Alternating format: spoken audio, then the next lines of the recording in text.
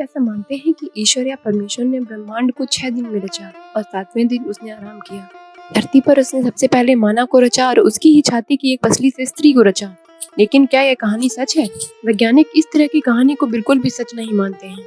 वेदों में सृष्टि की रचना को वैज्ञानिक तरीके से समझाया गया है। ऋग्वेद के अनुसार सृष्टि के आदि काल में न सत था, न असत था, न वायु थी, न आकाश था, न मृत्यु थी, न अमरता थी, न रात थी, न दिन था।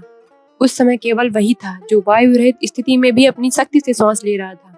उसके अतिरिक्त कुछ भी नहीं था। सबसे पहले वेदों के अनुसार ये समझिए कि 3 तत्व होते हैं जो सदा से थे और रहेंगे। वे 3 तत्व जो अनादि, अनंत तथा शाश्वत हैं। उसमें से एक होता है ब्रह्म अर्थात परमात्मा, एक होता है जीव अर्थात हम, तथा एक होती है माया। माया ब्रह्मांड की एक शक्ति है, या ऐसा भी कह सकते हैं कि भौतिक ऊर्जा होती है जिससे यह संपूर्ण ब्रह्मांड बना है। आत्मा का निर्माण माया से नहीं हुआ है और न ही ईश्वर से, क्योंकि ऊपर दिया गया श्वेताश्वर उपनिषद का ये मंत्र बता रहा है कि ये 3 नित्य तत्व हैं जो अनादि है अर्थात जिसका कभी प्रारंभ नहीं हुआ है। माया भगवान की ही शक्ति है तथा वो किसी दिन बनी नहीं है, वो अनादि है। तो उसी माया की शक्ति से ये संसार प्रकट हुआ है। वैसे तो माया जड़ है अर्थात वह अपने आप कुछ नहीं कर सकती है, परंतु भगवान अपनी इच्छा अनुसार माया को सक्रिय कर देते हैं। हालांकि माया एक शाश्वत ऊर्जा है, तो हम ये कह सकते हैं कि माया एक दिमाग रहित और निर्जीव ऊर्जा है।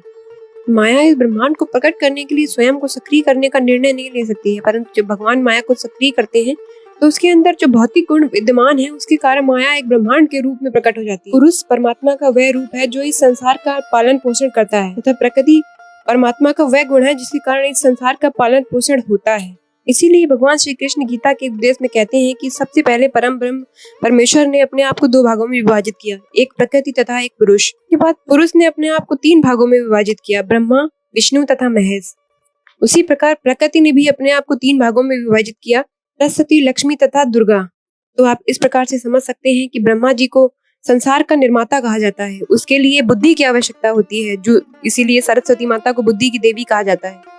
उसी प्रकार से विष्णु जी को पालन करता कहा जाता है और किसी चीज के पालन पोषण के लिए लक्ष्मी की आवश्यकता होती है। इसलिए विष्णु जी पुरुष तथा लक्ष्मी जी उनकी प्रकृति है।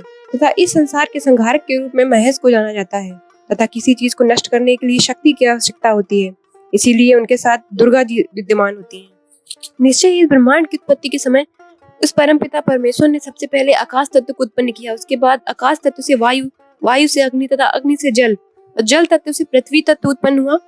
पृथ्वी से समस्त औषधियां उत्पन्न हुई, औषधियों से अन्न उत्पन्न हुआ तथा अन्न से ही इस मनुष्य शरीर का जन्म हुआ है। तो इस प्रकार से भगवान की प्रेरणा से ये ब्रह्मांड बनता है तथा प्रलय होता है। ब्रह्मांड का प्रलय बिल्कुल ब्रह्मांड की उत्पत्ति के विपरीत होता है, अर्थात प्रलय का कर्म पृथ्वी जल में विलीन हो गई, जल अग्नि में तथा अग्नि वायु में, वायु आकाश में और आकाश भगवान में। अंत में केवल भगवान ही रह जाते हैं। आत्मा भगवान के महोदर में रहती है तथा माया जड़ के समान हो जाती है। इस प्रकार से ब्रह्म और ब्रह्मांड और आत्मा तीनों ही आज भी मौजूद हैं। सर्वप्रथम ब्रह्म था, आज भी ब्रह्म है और अनंत काल तक ये ब्रह्म रहेगा। इससे हमें ये भी पता चलता है कि ब्रह्म ने सृष्टि की रचना नहीं की है, बल्कि ब्रह्म की उपस्थिति में सृष्टि की रचना हो गई है।